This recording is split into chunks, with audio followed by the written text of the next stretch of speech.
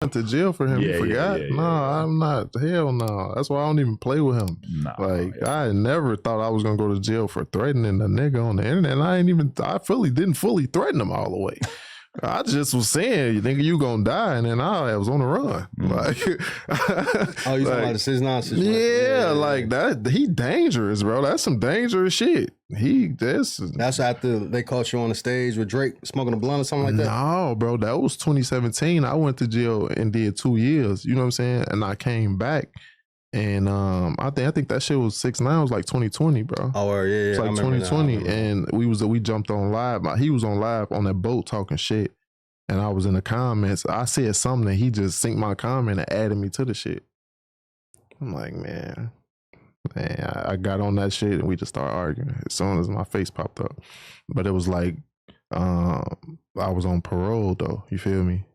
And shit, somebody from his team just contacted them people and told them like, oh yeah, he just threatened him, you know. So and they used that live threat just as a reason to that's crazy. Yeah, but it was some more shit though. They used that. So then when they came looking for me for that in Atlanta, then they found out I wasn't at my address no more. And that shit, it was a lead up because the lady called me though. The lady called me the day after we was arguing and told me to come take a UA.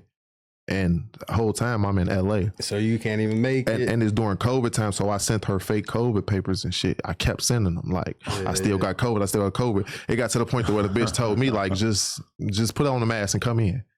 And I'm like, no. No. So, and then it's like, I knew another bitch that worked there, a little young black girl, and she called me from her phone and was like, yeah, no, they trying to lock you up, 600Breezy. They want me to lock you up. So I'm like, damn. But when I finally got caught, then when I seen that in my paperwork, that shit was so unbelievable. I had posted, academics had posted it and all type of shit. I remember now. So what was the situation? Because then you also got arrested like right after you hopped on stage with Drake, right? Yeah, so that was literally like, I think that was after the King yelling them shit, all that shit, bro. That was literally like, I think 2-3 weeks after that shit. What award show was this again? That was the Billboard Awards, I believe, when he won all that record of shit. I remember, I just remember you going on stage with him. I think, and then you just going to jail or some shit. I was in jail about a week later, so I went to court. That's what it was. I went back to Chicago after I left with them niggas from out there. Yeah. My PO in Chicago, you know, it's like a interstate transfer thing. So they basically tell me like, man, Iowa want to see you. I'm like, for what? They finna let me out early. I only had like 30 days left. No bullshit out of 5 years. They like, no, like they on some shit. So I went down there and they had papers this big of just all violations, bro. From everything, you got to think, I was on papers from beginning to the end. I was on papers from when I first dropped Don't Get Smoked.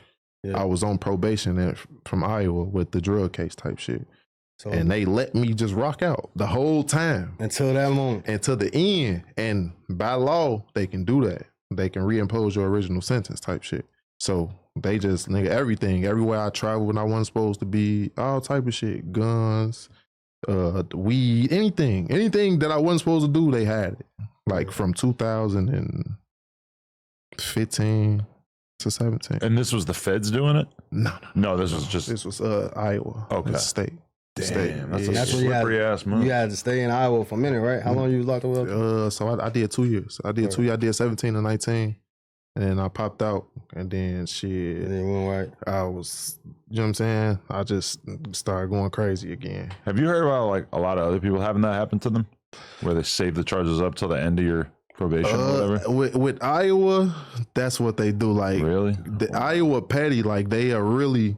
When they get you on probation, they know like this nigga ain't gonna make it. So we gonna let him do all this bullshit. Then we gonna send him to prison, and then he gonna be on parole too when he get out. So that's basically what happened with me. I got 5 years probation, was almost done, but I was up so much they sent me back to prison.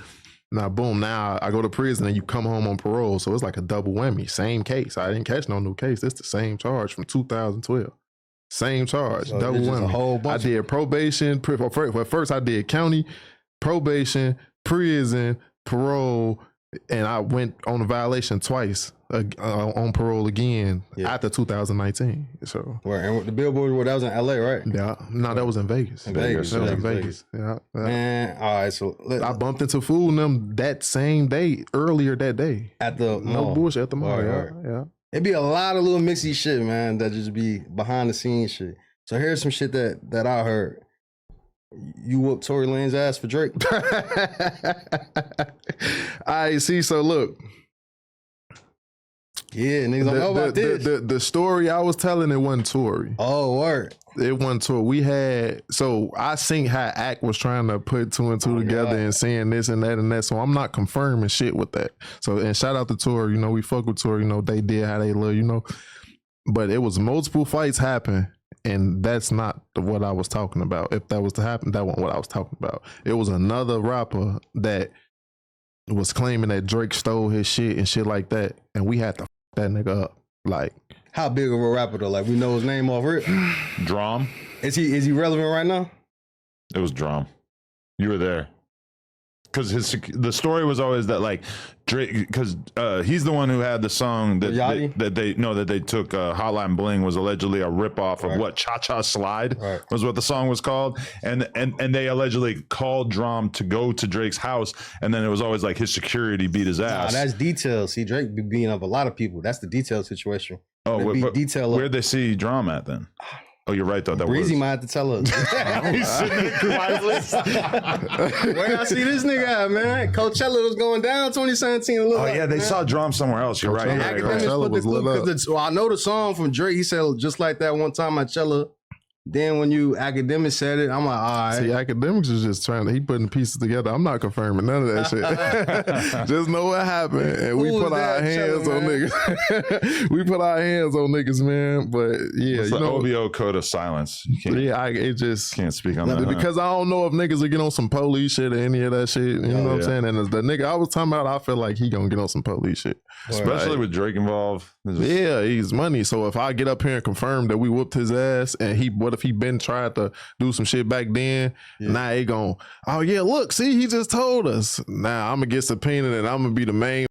Like, it's just If you haven't checked out Everything 420 yet, you are definitely missing out. From glass gear to infused sweets, they've got one of the best lineups online. They ship fast, it's always discreet, and their app makes shopping too easy. The deals are always running, and you can use code NOJUMPER for a little bonus at checkout. Shout out Everything 420.